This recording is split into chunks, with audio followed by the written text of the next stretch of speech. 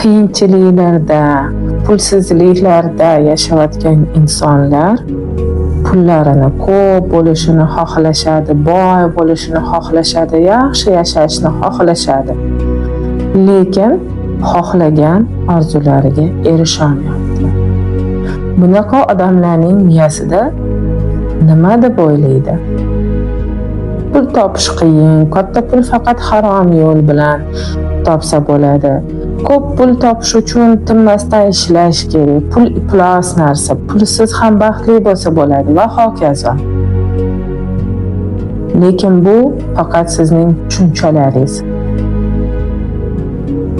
Aslida har bitta muammoni ongsiz sabablari bor.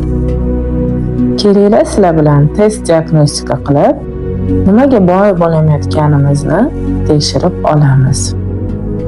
Burningizdan chuqur nafas oling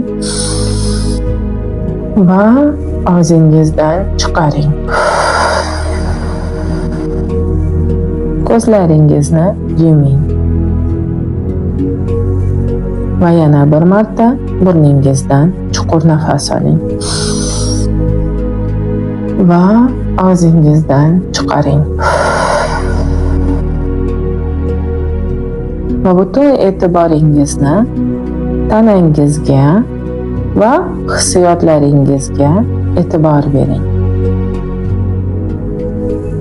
Tasavvur qiling, bu oy oyligingiz 10 barobar ko'proq. Ya'ni misol uchun, agar siz har oy 2 million topgan bo'lsangiz, bu oyda sizni oyligingiz 20 million.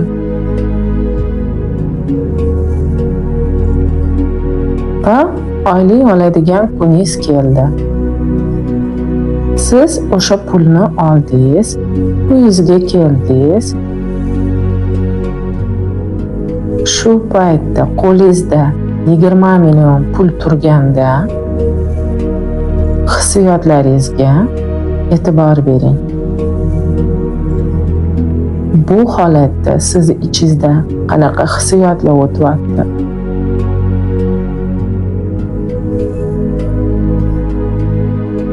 Tanangizning qatida va qanaqa reaksiyalar bo'lyapti? E'tibor bering. Agar nafasingiz siqayotgan bo'lsa, chuqur nafas oling. Va bu hissiyot